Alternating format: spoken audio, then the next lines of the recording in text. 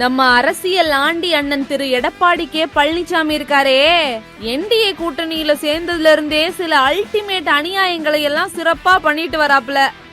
புதுசா வித்தைகள் காட்டும் பாஜகவுல பார்ட்னர்ஷிப் வச்சதுனாலயோ என்னவோ கங்கா முழு சந்திரமுகியா மாறி நின்னது மாதிரி அண்ணன் முழு சங்கியாவே மாறி நிக்கிறாப்ல. அதாவது இதுவரைக்கும் சாஃப்ட் சங்கியா இருந்தவரு இப்ப அதிரடி சங்கியா உருமாறி இருக்கிறா அப்படின்னு சொல்ல வரேன். வருஷா வருஷம் பிப்ரவரி மாசம் 21 நாம தாய்மொழி தினத்தை கொண்டாடிட்டு இருக்கோம் இல்லையா? இந்த வருஷமும் எப்பயும் போல நிறைய அரசியல் கட்சி தலைவர்கள் தாய்மொழி தினத்துக்கு வாழ்த்துக்களை தெரிவிச்சிருந்தாங்க. நானும் ஒரு தலைவன் தான், நானும் தாய்மொழி தினத்துக்கு வாழ்த்து சொல்லுவேன் அப்படின்னு அடம் புடிச்சு நம்ம சூப்பர் டூப்பர் சூப்பு பழனி அண்ணன் தாய்மொழி தின வாழ்த்துக்களை சோசியல் மீடியா பக்கத்துல பதிவிட்டு இருந்தாப்ல.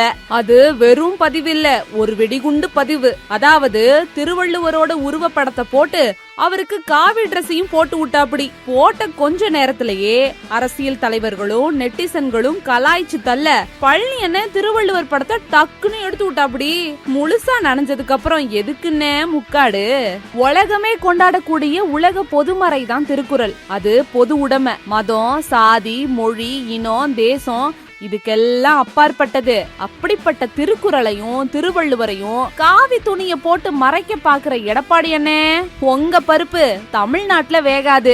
ஏற்கனவே ரெட்டை இலைக்கு சமாதிய கட்டி புட்டிய, அடுத்து என்ன காவி துணிய கட்டிக்கிட்டு மோடிஜி நமகன்னு ஸ்லோகம் சொல்ல வேண்டியதான் பாக்கி. ஐயோ ஐயோ, மோடிஜியோட குட் புக்ல பேர் எடுக்கவே முயற்சி பண்ணிக்கிட்டு இருந்தா பிரச்சாரத்தை எப்ப தொடங்குறது? தேர்தல் வேற நெருங்கிட்டு வருதுல.